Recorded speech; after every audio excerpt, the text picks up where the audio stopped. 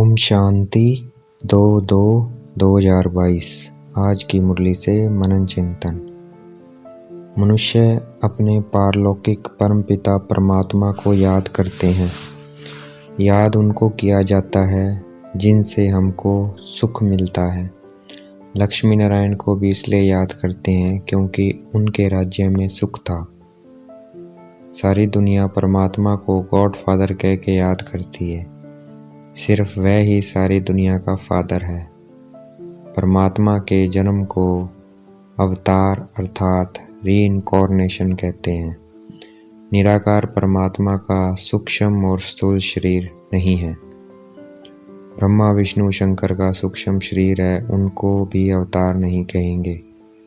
स्थूल में भी ब्रह्मा मनुष्य है। विष्णु के दो रूप लक्ष्मी नारायण को भी मनुष्य कहा जाता है, तो इनको भी हम अवतार नहीं कहेंगे।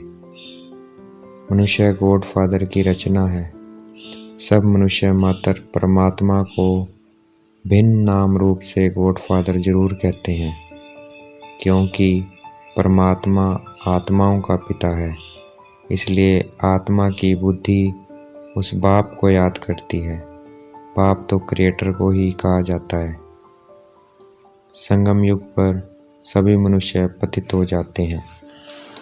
बाप अवतार लेते हैं कलयुग को सतयुग बनाने के लिए।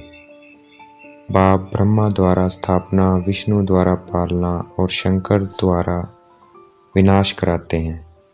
इसकी यादगार भारत में शिवरात्रि मनाई जाती है, परंतु जानते नहीं कि शिव का नाम रूप देश काल क्या है। मनुष्य परमात्मा को ना जानने के कारण परमात्मा को सर्वव्यापी कह देते हैं। बाप की गिलानी करने के कारण भारतवासी बिल्कुल ही पतित हो गए हैं। बिल्कुल पतित हो गए हैं। जब भारत में सब पतित आत्माएं बन जाती है, तब फिर बाप को आना पड़ता है। कलयुग में कोई भी पुण्य और पवित्र आत्मा नहीं हो सकती। पुरानी दुनिया का अंत और नई दुनिया की आदि को संगम कहते हैं। भारतवासी ये जानते हैं स्वर्ग बनाने वाला परमात्मा है और नरक बनाने वाला माया रावण है। इसलिए परमात्मा की शिवलिंग के रूप में पूजा करते हैं और माया रावण को जलाते हैं। अब मनुष्य दोनों बातें भूल गए हैं। न बाप को जानते हैं न रावण को जानते हैं। धर्म स्थापक के जन्म को भी अवतार नहीं कहा जाता। भारतवासी ना बाप को जानते हैं ना रचना के आदि मध्यांत को जानते हैं, इसलिए ही दुखी हैं। ये सब जानने से ही मनुष्य सुखी हो सकता है। भारतवासी अब यह नहीं जानते कि पहले हम कितने सुखी थे, विश्व के मालिक थे, श्रेष्ठाचारी थे। परमात्मा बाप भी है, इसलिए जरूर हमको परम धाम साथ लेकर जाएंगे। परमात्मा टीचर भी है, पढ़ाकर हमें राजाओं का राजा बनाते हैं। परमात्मा सतगुरु भी है, वह हमको नंबरवार पुरुषार्थ अनुसार अपने साथ सबको वापस लेकर जाएंगे। तो ऐसे बाप को हमें भूलना नहीं है। विनाश तो जरूर होना है। विनाश के समय सिर्फ एक परमात्मा की शरण मिलेगी, क्योंकि सबका सद्गति दाता एक परमपिता परमात्मा है। परंतु उस समय इतनी भीड़ इकट्ठी आ नहीं सकेगी। आखिर में आवाज़ सुनेंगे कि बाप कहते हैं मुझे याद करो, अब वापस जाना है। चाहे विलायत में हो, जहाँ भी हो, हम बाप को याद करेंगे तो विक्रम विनाश हो जाएंगे। अंतमति सो गति हो जाएगी।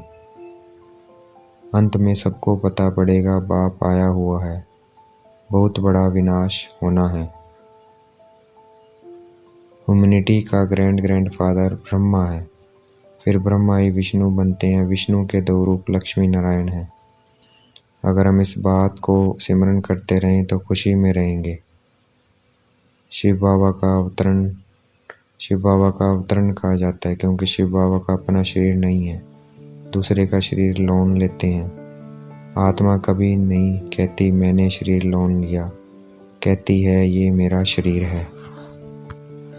सिर्फ परमात्मा ही कहते हैं मैंने शरीर लोन लिया है, परमात्मा मेरा शरीर नहीं कहते।